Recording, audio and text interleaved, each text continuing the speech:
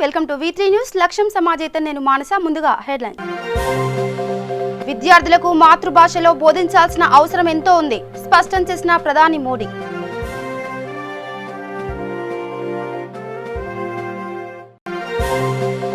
ప్రగతి భవన్ ముట్టడికి ప్రయత్నించిన విపక్ష నేతలు, అడ్డుకొని పోలీస్ స్టేషన్కు తరలించిన పోలీసులు.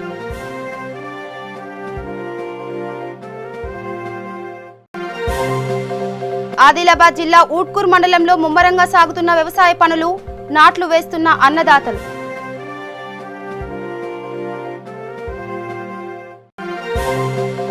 రోజురోజుకు అంతరించిపోతున్న కొండపల్లిలోని ఖనిజ సంపద, వెంటనే అధికారులు చర్యలు తీసుకోవాలని టీడీపీ నేతల డిమాండ్.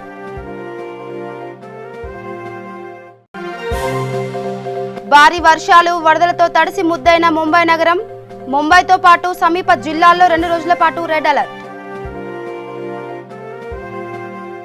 డీటెయిల్స్కి వెళ్తే, ప్రధాని నరేంద్ర మోదీ ఇటీవలే నేషనల్ ఎడ్యుకేషనల్ పాలసీ 2020 ప్రకటించారు. దీనిపై దేశవ్యాప్తంగా సానుకూల స్పందనలు వస్తున్నాయి. ప్రధాని మోదీ ఓ సదస్సులో మాట్లాడుతూ సరికొత్త విద్యా విధానం ద్వారా విద్యార్థులు ప్రపంచ పౌరులుగా రూపుదిద్దుకుంటారని తెలిపారు. పిల్లలకు మాతృభాషలో బోధించాల్సిన అవసరం ఎంతో ఉందని, పిల్లలు ఏ భాషలో మాట్లాడతారో ఆ భాషలోనే త్వరగా నేర్చుకుంటారని ఆయన స్పష్టం చేశారు. ఇందులో మరో వాదనకు తావు లేదని అన్నారు. తాము NEP 2020 తీసుకురావడానికి ప్రధాన కారణం ఇదేనని వెల్లడించారు. वाइस चांसलर्स, अन्य सभी शिक्षाविद, सभी महानुभाव, आप सभी का बहुत बहुत अभिनंदन। नेशनल एजुकेशन पॉलिसी, राष्ट्रीय शिक्षा नीति के संदर्भ में आज का ये इवेंट बहुत ही महत्वपूर्ण है। इस कॉन्क्लेव से भारत के एजुकेशन वर्ल्ड को नेशनल एजुकेशन पॉलिसी, राष्ट्रीय शिक्षा नीति के विभिन्न पहलुओं के बारे में विस्तृत जानकारी मिलेगी। जितनी जानकारी और ज्यादा जानकारी ज्यादा स्पष्ट होगी, फिर उतना ही आसान इस राष्ट्रीय शिक्षा नीति का इम्प्लीमेंटेशन भी होगा। साथियों, 3-4 साल के व्यापक विचार विमर्श के बाद लाखों सुझावों पर लंबे मंथन के बाद राष्ट्रीय शिक्षा नीति को स्वीकृत किया गया है। आज देश भर में इसकी व्यापक चर्चा हो रही है। अलग अलग क्षेत्र के लोग, अलग अलग विचारधाराओं के लोग अपने व्यूज दे रहे हैं, राष्ट्रीय शिक्षा नीति को रिव्यू कर रहे हैं। ये एक हेल्दी डिबेट है। ये जितनी ज्यादा होगी उतना ही लाभ देश की शिक्षा व्यवस्था को मिलेगा। ఇక భారీ వర్షాలు, వరదలతో ముంబై నగరం తడిసి ముద్దైంది. జనజీవనం స్తంభించిపోయింది. రోడ్లు, చెరువులను తలపిస్తుండగా పల్లపు ప్రాంతాలన్నీ జలమయమయ్యాయి. ప్రజల రాకపోకలకు ఆధారమైన మెట్రో రైళ్లను నిలిపివేశారు. అత్యవసర సర్వీసులు మినహా ప్రభుత్వ కార్యాలయాలన్నింటినీ మూసివేశారు. ముంబైతో పాటు సమీప జిల్లాల్లో 2 రోజుల పాటు రెడ్ అలర్ట్ ప్రకటించారు. శనివారం భారీ వర్షాలు పడే సూచనలున్నాయని వాతావరణ శాఖ హెచ్చరించింది. రోడ్లపై మోకాలి లోతున నీరు ప్రవహిస్తుండటంతో వాహనదారులు తీవ్ర ఇబ్బందులు ఎదుర్కొంటున్నారు. హైదరాబాద్ ప్రగతి భవన్ ను ముట్టడించాలని విపక్ష నేతలు ప్రయత్నించారు. దీంతో వారిని పోలీసులు అడ్డుకున్నారు. కరోనా నుంచి ప్రజలను ప్రభుత్వం కాపాడాలి అంటూ వారంతా డిమాండ్ చేశారు. శ్వేత సౌధం ముందు నల్ల జాతీయులు నిరసన తెలిపేందుకు గాను అవకాశం ఇచ్చినా తెలంగాణ కోసం కొట్లాడినా వారికి ప్రగతి భవన్ ముందు నిరసన తెలిపే అవకాశం లేదు అంటూ ఆందోళన చేశారు. ప్రభుత్వం వెంటనే కరోనాను ఆరోగ్యశ్రీలో చేర్చి చికిత్స అందించాలని వారు డిమాండ్ చేశారు. పెద్ద సంఖ్యలో విపక్ష నేతలు రావడంతో అక్కడ గందరగోళ పరిస్థితి ఏర్పడింది. పోలీసులు ఎక్కడికక్కడ విపక్ష నేతలను అరెస్ట్ చేశారు. సిపిఐ కార్యదర్శి నారాయణ, మాజీ ఎంపీ అజీజ్ పాషా సహా 4గురిని అరెస్ట్ చేసి పోలీస్ స్టేషన్కు తీసుకెళ్లారు. హెల్త్ ఎమర్జెన్సీ ప్రకటించండి, మన కరోనాను ఆరోగ్యశ్రీ చేర్చండి, తర్వాత సాయచర్య చేపట్టారు.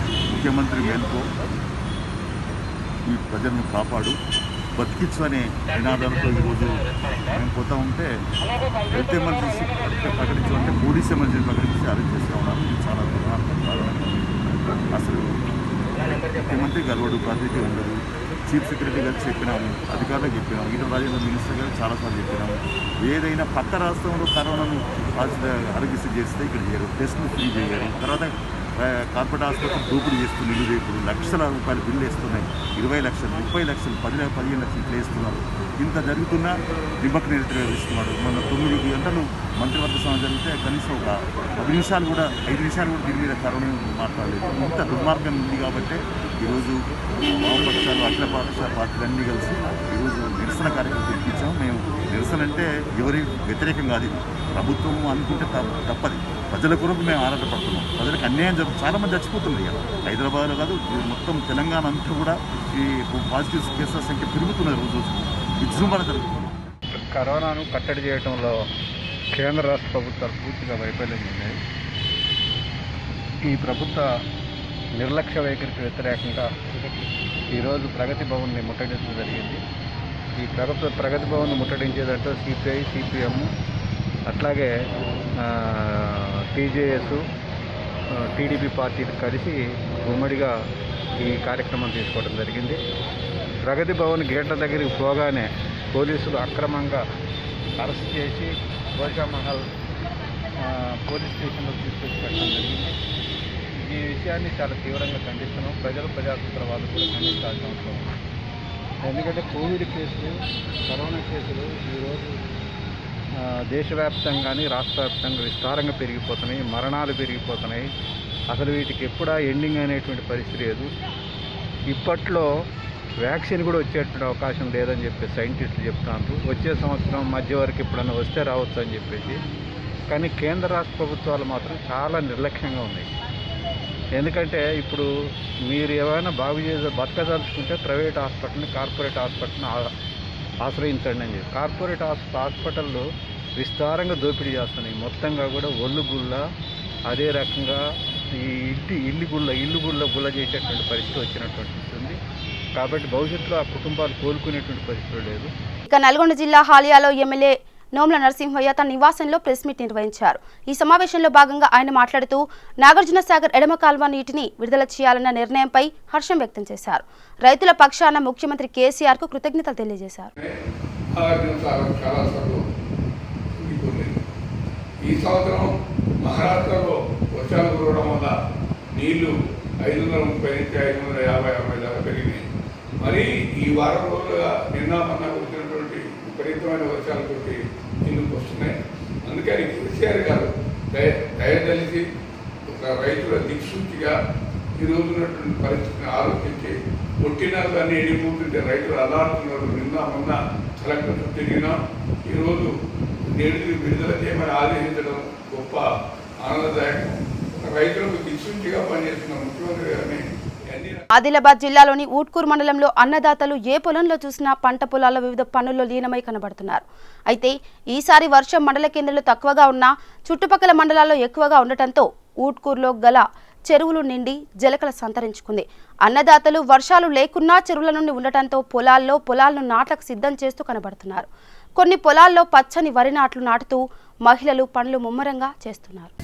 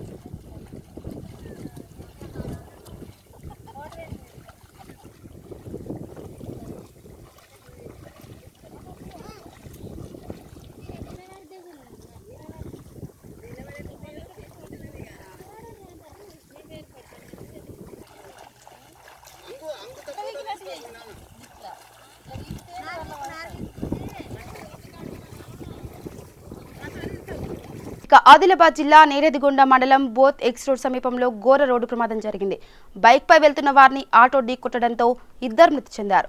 ఎదురుగా వస్తున్న ఆటో ఇనుప రేకులను ఆటోపై నుండి తీసుకువస్తున్న సమయంలో ఎదురుగా వెళ్తున్న బైక్ పై ఉన్న వ్యక్తికి ఇనుప రేకులు తగలడంతో కుడి చేయి తెగి కింద పడింది. ఇంకొకరు కూడా తీవ్రంగా గాయపడ్డారు. పోలీసులు సంఘటన స్థలానికి చేరుకొని క్షతగాత్రులను రిమ్స్ ఆసుపత్రికి తరలిస్తుండగా ఇద్దరు మృతి చెందారు. ఆటోలో ఉన్న ఇద్దరు వ్యక్తులకు స్వల్ప గాయాలయ్యాయని పోలీసులు తెలిపారు. కేసు నమోదు చేసి దర్యాప్తు చేస్తున్నారు. ఇక మూఢనమ్మకాలను నమ్మే ప్రజలు ఉన్నంతకాలం బాబాలను నమ్మి అమాయక ప్రజలు మోసపోతూనే ఉంటారు. అమాయక ప్రజల ఆరోగ్య అవసరాలను ఆసరాగా చేసుకొని ప్రజల జీవితాలతో ఆటలాడుతుంటారు దొంగ బాబాలు. కొందరు కుటుంబ ఆరోగ్య సమస్యలు రావడంతో ఇలాంటి బాబాలను ఆశ్రయించడం వల్ల అమాయక ప్రజల అవసరాలను ఆసరాగా చేసుకొని వారి సమస్యలను క్షుద్ర పూజలతో భూత వైద్యంతో నయం చేస్తానంటూ మాయమాటలు చెప్పి అమాయక ప్రజల వద్ద నుండి లక్షల్లో డబ్బులు వసూలు చేస్తుంటారు. రాజన్న సిరిసిల్ల జిల్లా వేములవాడ మండలం అగ్రహారంగుట్టలో పెద్దూరుకు చెందిన ఓ నకిలీ దొంగ బాబా భాగోతం బయటపడింది. ఓ అమాయక కుటుంబానికి మాయమాటలు చెప్పి అగ్రహారం గుట్టల్లోకి తీసుకువచ్చి ఆ కుటుంబానికి పట్టిన ఆరోగ్య సమస్యలను భూత వైద్యం పేరుతో నయం చేస్తానంటూ అగ్రహారం గుట్టలో తిష్ట వేసి క్షుద్ర పూజలు మొదలుపెట్టాడు. స్థానికంగా ఉన్న కొందరు వ్యక్తులు వారిని చూసి వీడియో తీశారు. అయితే ఇక్కడ ఏం మంత్రాలు ఏం భూత వైద్యం చేస్తున్నారంటూ నిలదీయడంతో అక్కడి నుండి అన్ని సదురుకొని పరారయ్యాడు నకిలీ దొంగ బాబా. అయితే జిల్లాలో ఇలాంటి నకిలీ దొంగ బాబాలపై పోలీసుల నిఘా కూడా లేకపోవడంతో అమాయక ప్రజల జీవితాలతో ఆటలాడుతున్నారు దొంగ బాబాలు. ఇలాంటి దొంగ బాబాలపై కఠిన చర్యలు తీసుకోవాలని, ఇలాంటి సంఘటనలు జరగకుండా చూడాలని ప్రజలు పోలీసులను కోరుతున్నారు. చెట్ల పూజ ఏంది? ఎవరి మీది? ఏం పేరు? ఆధార్ కార్డు చూపి ఆధార్ కార్డు చూపి. ఎవరి మీది? మీది ఎవరు? ఏం నడుస్తుంది? ఏం పూజ ఇది జంగలల్లా? ఎవరి మీద? మీరు ఎవరు? ఎవరి మీది? ఇంటికాడ చేసుకోవాలి. ఆరోగ్యం మంచి లేదు. జంగలలేంది కరోనా టైంలో బయట తిరుగుతారా? చెప్పండి, మీరు చెప్పండి. అట్లా అమ్మా కరోనా టైంలో జంగల్లో వస్తా కదా, చెప్పండి మరి. ఈ కరోనా టైంలో జంగల్లో ఏంది ముచ్చట? ఒకసారి ఫోన్ చేయి, పోలీస్ స్టేషన్ ఫోన్ చేయి. రెండు కార్లు మీ అవి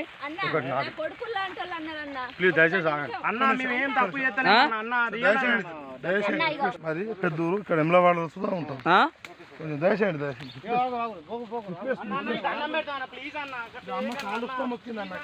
కాలు మొక్కుడు ఎందుకు? ఎవరి మీద? మీది ఎవరి మీద? మీది ఎవరి మీద? మీది ఎవరి మీద? తూర్పుగోదావరి జిల్లా గోకవరంలో శాసనసభ్యులు జ్యోతుల చంటిబాబు, ఎంపీ వంగ గీత, వీరా క్లినిక్ ఆధ్వర్యంలో గోకవరం, కొత్తపల్లి గ్రామాల్లో కరోనా నిర్ధారణ పరీక్ష నిర్వహించారు. ఈ కార్యక్రమంలో ఎమ్మెల్యే చంటిబాబు మాట్లాడుతూ కరోనా బారిన పడిన వారు ఎవరు కూడా అధైర్యపడవద్దని, అందరికీ ఒక శాసనసభ్యుడిగా అండగా ఉంటానని హామీ ఇచ్చారు. అంతేకాకుండా కరోనా బారిన పడిన వారందరికీ పౌష్టిక ఆహార రూపంలో గుడ్లు మరియు డ్రై ఫ్రూట్స్ అందరికీ ఇచ్చి వారి యోగక్షేమాలను చూసుకుంటానని సభాముఖంగా తెలియజేశారు. అంతేకాకుండా ప్రభుత్వం చెబుతున్న సూచనలు, సలహాలను పాటిస్తూ కరోనాకు ఎవరు భయపడకుండా ధైర్యంగా ఎదుర్కోవాలని పిలుపునిచ్చారు. ఈ కార్యక్రమంలో వైసీపీ నాయకులు, కార్యకర్తలు పాల్గొన్నారు. డ్రై ఫ్రూట్స్ అదేవిధంగా కొన్ని ఎగ్స్ ఇవి సప్లై చేయడం, అంటే బలమైనటువంటి ఆహారం ఇవి ఇవ్వడం, అందరికీ తీసుకోవడం. చాలా పేదవారు ఉంటారు కొంతమంది, అందరూ కూడా బలమైనటువంటి ఆహారాన్ని తీసుకునే పరిస్థితి ఉండదు. కాబట్టి మా పార్టీ తరఫున పెద్దలు ఎవరైతే ఉన్నారో మా వాళ్ళందరూ కూడా ఆ డ్రై ఫ్రూట్స్, 4-5 రకాల డ్రై ఫ్రూట్స్, అదేవిధంగా ఎగ్స్, ఆ బలమైనటువంటి ఆహారాన్ని మీకు అందజేయడానికి సిద్ధంగా ఉన్నామని చెప్పేసి, అదేవిధంగా ఎవరైనా ఈ రకమైనటువంటి కోవిడ్ పేషెంట్లను ఆదుకోవడానికి ఎవరైనా దాతలు ఎవరైనా వచ్చి సహాయ సహకారాలు అందిస్తామంటే పార్టీ తరఫున కానీ, ప్రభుత్వం తరఫున కానీ, మా తరఫున కానీ అందరం కూడా కోఆపరేట్ చేస్తాం. కోవిడ్ పేషెంట్ అనేటువంటి వాడు ఎవరు కూడా పలానా కరోనా వైరస్ వల్ల ఈ రకంగా ఇబ్బంది పడుతున్నాడో, చనిపోయాడో, లేకపోతే ఇబ్బంది పడుతున్నటువంటి పరిస్థితి ఉండకూడదు. అది చాలా దారుణమైనటువంటి విషయం. అది వినడానికే కొంచెం సభ్య సమాజానికి మనం చాలా ఇబ్బందికరమైన పరిస్థితి. ఎవడో ప్రవేశపెట్టినటువంటి వైరస్ వల్ల ఈవేళ మన ఇక్కడ ఇబ్బంది పడి చనిపోయిన పరిస్థితి వచ్చిందంటే అది చాలా హేయమైనటువంటి పరిస్థితి. కాబట్టి మనలో రోగనిరోధక శక్తిని పెంచుకుని ఆ రోగనిరోధక శక్తిని పెంచుకోవడం ద్వారా ఎవరికైనా సోకినా కానీ మరొక చోటకి వ్యాప్తి చెందకుండా నివారించగలిగితే మనం కరోనా వైరస్ మనం కట్టడి చేసేట్టే అని చెప్పేసి నేను భావిస్తా ఉన్నాను. ఇందులో ముఖ్యంగా ప్రభుత్వ యంత్రాంగం కానీ, డాక్టర్స్ కానీ, అదేవిధంగా ప్రభుత్వ సంబంధించినటువంటి ఈ వాలంటీర్ వ్యవస్థ కానీ అందరూ కూడా సక్రమంగా పనిచేయడం వల్ల దీన్ని చాలా వరకు మనం అరికట్టగలుగుతున్నామని చెప్పి తెలియజేస్తూ, ఇప్పుడు జరుగుతున్నదేమో వర్షాకాలం, రానున్నదేమో శీతాకాలం. ఈ చల్లగా ఉన్నటువంటి వాతావరణం కనుక ఉంటే కనుక ఈ కరోనా వైరస్ అనేటువంటిది, COVID-19 అనేటువంటిది చాలా ర్యాపిడ్ స్పీడ్తో చాలా యాక్టివ్గా ఉండి వ్యాప్తి చెందే పరిస్థితి ఉంటుందని చెప్తా ఉన్నారు దానికి సంబంధించిన నిపుణులు వాళ్ళందరూ కూడా. కాబట్టి కొంచెం జాగ్రత్తగా ఉండండి. అన్ని రకాలుగాను కూడా మీకు మేము అండగా ఉంటాం. కరోనాని మన జగ్గంపేట నియోజకవర్గాన్ని కరోనా లేని జగ్గంపేట నియోజకవర్గంగా చేసుకునే బాధ్యత మన అందరం కూడా తీసుకుందాం అని చెప్పేసి మీ అందరికీ తెలియజేస్తూ, ఈ అవకాశం ఇచ్చినందుకు మీ అందరికీ కూడా ఒక ధన్యవాదాలు తెలియజేసుకుంటూనే, మీకు మనోధైర్యాన్ని అన్ని రకాలుగాను కూడా మేము ఉన్నాం అనేటువంటి ధైర్యాన్ని కలిగించడానికి ఇక్కడికి వచ్చి మీటింగ్ పెట్టడం జరిగిందని చెప్పి తెలియజేస్తూ, అన్ని రకాలుగాను కూడా పౌష్టికాహారం తీసుకోండి. ఎవరు అధైర్యపడవద్దు. అన్ని రకాలుగాను కూడా పార్టీ, ప్రభుత్వం మేము అండగా ఉంటామని చెప్పి మరొకసారి తెలియజేస్తూ సెలవు తీసుకుంటా ఉన్నాను. జై జగన్, జై జగన్, జై జై జగన్. 3 రాజధానుల వలన ఎక్కువ నష్టపోయేది రాయలసీమ ప్రాంత వాసులేనని మాజీ మంత్రి భూమా అఖిలప్రియ అన్నారు. జ్యుడిషియల్ క్యాపిటల్ అని చెబుతూనే విశాఖపట్నంకి, విజయవాడకి హైకోర్టు బెంచ్ ఇచ్చారని, అలాంటప్పుడు కర్నూలు ఏ విధంగా జ్యుడిషియల్ క్యాపిటల్ అవుతుందని ప్రశ్నించారు. తమకు హైకోర్టు ఇస్తున్నారంటే పార్టీలకు అతీతంగా స్వాగతిస్తాం, కానీ హైకోర్టుతో పాటు ఆగిపోయిన ఇరిగేషన్ ప్రాజెక్టులు, ఎయిర్పోర్ట్లు పూర్తి చేయాలన్నారు. పోతిరెడ్డిపాడు లిఫ్ట్ ఇరిగేషన్ ప్రాజెక్టు గురించి రాయలసీమలో ఉన్న విద్యా సంఘాలు, రైతు సంఘాలు ప్రభుత్వాన్ని ప్రశ్నించాలని కోరారు. రాయలసీమకు జరుగుతున్న అన్యాయం గురించి రాయలసీమలో ఉన్న ప్రతి ఒక్క వైఎస్ఆర్సీపీ నాయకుడు నోరు విప్పాలని ఆమె డిమాండ్ చేశారు. అందరికీ నమస్కారాలు. ఈరోజు ప్రభుత్వము 3 రాజధానుల పేర్లతో ఏ విధంగా రాయలసీమకి అన్యాయం చేస్తుందో, రాయలసీమ వాసులకి ఏ విధంగా గొంతుకొస్తుందో మనం అందరం కూడా గమనిస్తున్నాము. 3 రాజధానుల పేరుతో మొదట అందరికన్నా ఎక్కువ నష్టపోయేది కూడా మన రాయలసీమ ప్రాంత వాసులే. అటువంటిది ఈరోజు రాయలసీమ వాళ్ళకి ఇంకా అన్యాయం చేయడానికి ప్రభుత్వము కక్ష కట్టిందని చెప్పి కూడా చాలా స్పష్టంగా అర్థమవుతుంది. ఎందుకంటే ఈరోజు జ్యుడిషియరీ క్యాపిటల్ రాయలసీమకి ఇస్తున్నామని చెప్పి ఎంతో గొప్పలు చెప్పుకున్నారు. వైఎస్ఆర్సీపీ నాయకులు బయటకు వచ్చి పాలాభిషేకాలు చేశారు.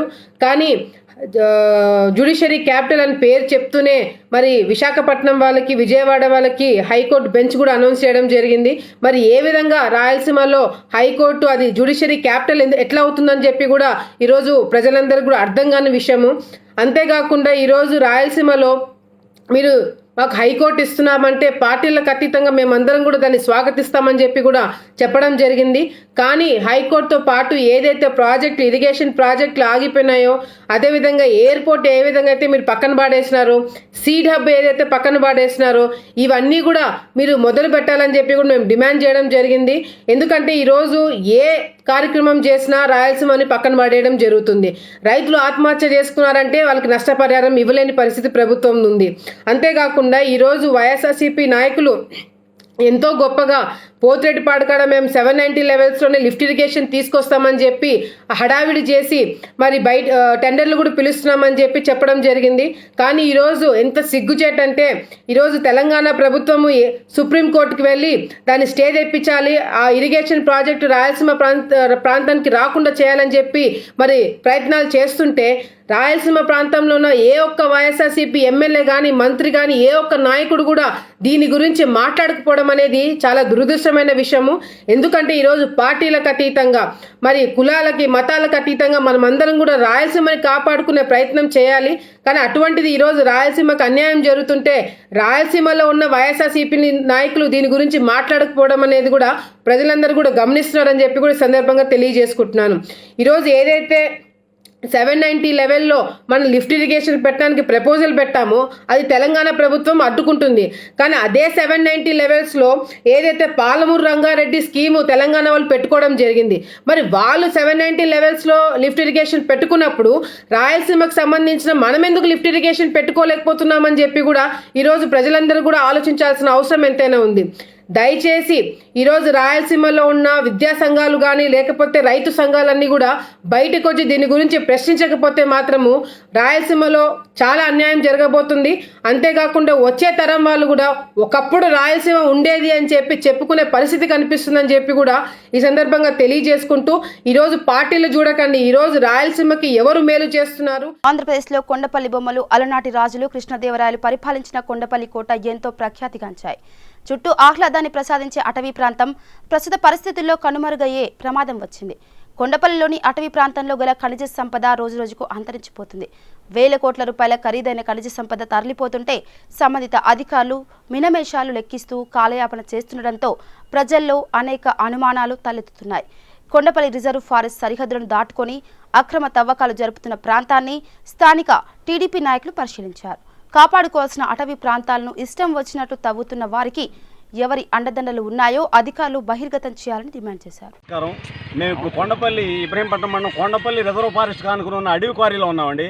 ఈ అడవి క్వారీలో గతంలో మేము దేవినేని ఉమామహేశ్వరరావు ఆధ్వర్యంలో అడవి క్వారీలో గత 30 సంవత్సరాల నుంచి ఒక 70-80 కుటుంబాలు 100 కుటుంబాల లోపు ఉంటే వాళ్ళకి మనం అంగన్వాడీ స్కూల్ కానీ అలాగే అంగన్వాడీ బడి స్కూలు అలాగే వాటర్ డ్రింకింగ్ వాటర్ ఫెసిలిటీస్ అన్ని ఏర్పాటు చేసి వాళ్ళకు పట్టాలు ఇవ్వడానికి మేము గత ప్రభుత్వంలో ఉమామహేశ్వరరావు ఆధ్వర్యంలో విశేషంగా కృషి చేస్తే మాకు రెవెన్యూ డిపార్ట్మెంట్ వారు ఈ పట్టాలు ఇవ్వడం కుదరదు, ఇది దేవాదాయ శాఖకు సంబంధించిన భూమి, కపిలవాయి వారికి చెందింది, ఇది కోర్టులో ఉంది, దీనిలో ఎటువంటి అనుమతులు ఇవ్వడం కుదరదని వాళ్ళు తీవ్రమైన అభ్యంతరాలు కలెక్టర్ గారి దాకా తిరిగామండి.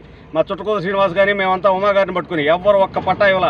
మా సామూర్తి గారు రోజు తిరిగేవాడు, ఒక్క పట్టా ఇవ్వడం కుదరలా. ఇప్పుడు స్థానిక ఎమ్మెల్యే గారు పేద ప్రజలకు పట్టాలకని చెప్పి ఇళ్ల స్థలాలకు మెరకలని చెప్పి దారుణంగా ఈ భూమి మొత్తాన్ని తవ్వివేయడం జరుగుతుంది. మొత్తం ఒక 10-15 పొక్లైన్లు పెట్టి దేవాదాయ శాఖకు సంబంధించిన భూమిలో విపరీతంగా ఒక 15-20 రోజుల నుంచి లోతు కూడా ఇంత లోతు అంత లోతులే లేదండి. ఇక్కడ ఈ 20 కుటుంబాల్లో మరి భవిష్యత్తులో ఏం జరుగుతుందో అర్థం కావట్లేదు. ఆ పిల్లలంతా ఆడుకోవడానికి వస్తారు, ఈ లోతు ఒకటి 30-40 అడుగులు లోతు పెట్టి గోతులు తవ్వేస్తున్నారు. ఈ ప్రమాదానికి ఎవరు బాధ్యత వహిస్తారు? ఇవన్నీ స్థానికంగా ఉండేవాళ్ళు అధికారులు కనీసం నిన్న ఎంఆర్ఆర్కి మేము చెప్పొచ్చాం. ఎంఆర్ఆర్ కనీసం రెస్పాండ్ అయ్యి సర్వేయర్ని పంపిస్తా అన్నారే కానీ ఇంత మట్టికి అసలు మరి ఇటు సూచన దాఖలాలు కూడా కనపడతలేదు. కాస్త మీడియా మిత్రుల ద్వారా మేము ఈ విషయం పై అధికారులకు తెలియజేయాలని కోరుకుంటున్నాం. ఇక కరోనా వ్యాధి రోజు రోజుకు విజృంభిస్తున్న తరుణంలో ప్రజలందరూ ఈ వ్యాధి పట్ల అప్రమత్తంగా ఉండాలని విశాఖపట్నం జిల్లా పెందుర్తి శాసనసభ్యుడు అన్నంరెడ్డి అదీప్ రాజు ప్రజలకు సూచించారు. పెందుర్తి మండలం సరిపల్లి గ్రామంలో ఉన్న భాష్యం స్కూల్లో కరోనా కేర్ సెంటర్ను ఎమ్మెల్యే అదీప్ రాజు ప్రారంభించారు. తన సొంత నిధులు 3.5 లక్షల రూపాయలతో పరుపులు, దిండ్లు, బకెట్లు, శానిటైజర్లు, ఇతర సామాగ్రి సమకూర్చారు. ఈ సందర్భంగా ఎమ్మెల్యే అదీప్ రాజు మాట్లాడుతూ కరోనా రోగి కోలుకునే వరకు ప్రతి రూపాయి కూడా తన సొంత నిధులు కేటాయిస్తానని తెలిపారు. ఈ కార్యక్రమంలో Pendurthi marketing committee chairman Kodigudla Devisamba, Pendurthi తహసీల్దార్ పి రామారావు, నాయకులు, కార్యకర్తలు పాల్గొన్నారు. కోవిడ్-19 మరింతగా రోజుకి కూడా కరోనా వల్ల బారిన పడుతున్నటువంటి సంఖ్య పెరుగుతున్నటువంటి తరుణంలో పెందుర్తి నియోజకవర్గానికి సంబంధించి నియోజకవర్గ స్థాయిలో ఒక కోవిడ్ కేర్ యూనిట్ని స్కూల్లో మరి ఇక్కడ పెట్టాలి అని చెప్పి నిర్ణయం తీసుకోవడం, మరి ఇక్కడ కావాల్సినటువంటి ఏదైతే కోవిడ్ కేర్ యూనిట్కి కావాల్సినటువంటి పరుపులు కానీ దుప్పట్లు కానీ అదేవిధంగా బకెట్స్, మగ్స్, డస్ట్బిన్స్, పిల్లోస్, లేకుండా శానిటైజర్స్, ఫినాయిల్, హైపోక్లోరైడ్ ఇవన్నీ కూడా మరి సుమారుగా ఒక 3.5 లక్షల రూపాయలకి సంబంధించినటువంటి ఇక్కడికి సామాన్లు కావాలని చెప్పి అమ్మ. ఇక శ్రీకాకుళం జిల్లాలో వైద్యుల నిర్వాకం కరోనా బాధితులతో పాటు బంధువులను కూడా చుక్కలు చూపిస్తుంది. సిబ్బంది నిర్లక్ష్యం ప్రాణాలతో ఉన్న వ్యక్తిని చంపేస్తే చికిత్స అందక బాధితులు దయనీయ స్థితిని ఎదుర్కొంటున్నారు. శ్రీకాకుళం రిమ్స్లో వైద్యులు సరిగా పట్టించుకోవడం లేదని, తాను చనిపోతానని కనీసం తల్లినైనా బతికించాలంటూ ఓ వ్యక్తి వేడుకుంటున్న వీడియో కన్నీళ్లు పెట్టిస్తుంది. శ్రీకాకుళం రిమ్స్లో ఓ యువకుడు చేరాడు. అయితే అతనితో తల్లి కూడా ఉన్నారు. అయితే తన బాధను యువకుడు వీడియో తీసి పోస్టు చేయగా చంద్రబాబు నాయుడు స్పందించారు. తనకు ప్లేట్లెట్స్ పడిపోయాయని యువకుడు తెలిపారు. కానీ తనకు కరోనా అని చెప్పి సరిగా వైద్యం అందించడం లేదు అని వాపోయాడు. అందుకోసమే రక్తం కారుతుందని తన గోడును వెళ్ళబోసుకున్నాడు. మొత్తం ముక్కు అంటే బ్లడ్ వచ్చేస్తుంది. ముక్కు అంటే ఎవరు పట్టించుకోవట్లే, ఎంత బ్రతిమాలుతున్నా పట్టించుకోవట్లేదు సార్. సార్ ప్లీజ్ ఎంత బ్రతిమాల నోట్ అంటూ ముక్కని బ్లడ్ వచ్చేది పట్టించుకోవట్లే సార్. మా అమ్మ జాగ్రత్త సార్, మా అమ్మ జాగ్రత్త, ఫార్వర్డ్ చేయండి సార్. సార్ సార్ పట్టించుకోవట్లేదు. ఇక ఫేస్బుక్ ద్వారా తనకు మాయమాటలు చెప్పి నమ్మించి పెళ్లి చేసుకుని వారం రోజులు కూడా కాపురం చేయకుండా భర్త పరారవడంతో నిందితుడి ఇంటి ముందు ఆందోళనకు దిగింది ఓ యువతి. కర్నూలు జిల్లా నందవరం మండల కేంద్రంలో భర్త ఇంటి ముందు ధర్నా చేపట్టింది. భార్య అనూష ఫేస్బుక్లో 3 నెలల క్రితం పరిచయమైన రాకేష్ను జూలై 4వ తేదీ హైదరాబాద్లో వివాహం చేసుకుంది అనూష. వివాహం అయ్యాక 4 రోజులు ఉండి తిరిగి నందవరంలో ఇంటికి వచ్చిన రాకేష్ తిరిగి హైదరాబాద్కు రావడంతో రాకేష్ ఇంటి ముందు ఆందోళన చేపట్టింది అనూష. వెంటనే తనకు న్యాయం చేయాలని అనూషకు మద్దతు తెలిపిన మహిళా సంఘాల నాయకులు డిమాండ్ చేశారు. బీజేపీ అధ్యక్షులు సోము వీర్రాజును మెగాస్టార్ చిరంజీవి కలిశారు. ఏపీ బీజేపీ అధ్యక్షునిగా బాధ్యతలు చేపట్టిన సోము వీర్రాజుకు అభినందనలు తెలిపిన చిరంజీవి పుష్పమాల శాలువాతో సత్కరించారు. తమ్ముడు పవన్ కళ్యాణ్తో కలిసి ప్రజా సమస్యల పరిష్కారం కోసం కృషి చేయాలని సూచించారు. 2024లో బీజేపీ జనసేన పార్టీల పొత్తుతో ఉమ్మడిగా అధికారం చేపట్టాలని ఆకాంక్షించారు. ఇక బులెటిన్ ముగించే ముందు హెడ్లైన్స్ మరోసారి. విద్యార్థులకు మాతృభాషలో బోధించాల్సిన అవసరం ఎంతో ఉంది, స్పష్టం చేసిన ప్రధాని మోడీ.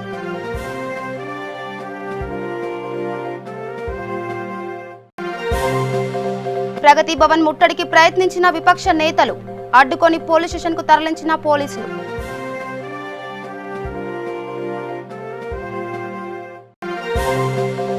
ఆదిలాబాద్ జిల్లా ఊట్కూర్ మండలంలో ముమ్మరంగా సాగుతున్న వ్యవసాయ పనులు, నాట్లు వేస్తున్న అన్నదాతలు.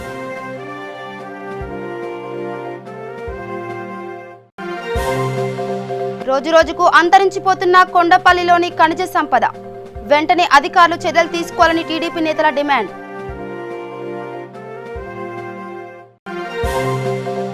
భారీ వర్షాలు వరదలతో తడిసి ముద్దైన ముంబై నగరం, ముంబైతో పాటు సమీప జిల్లాల్లో 2 రోజుల పాటు రెడ్ అలర్ట్. ఇవి bulletin updates. Keep watching V3 news. లక్ష్యం సమాజైతే. నమస్కారం.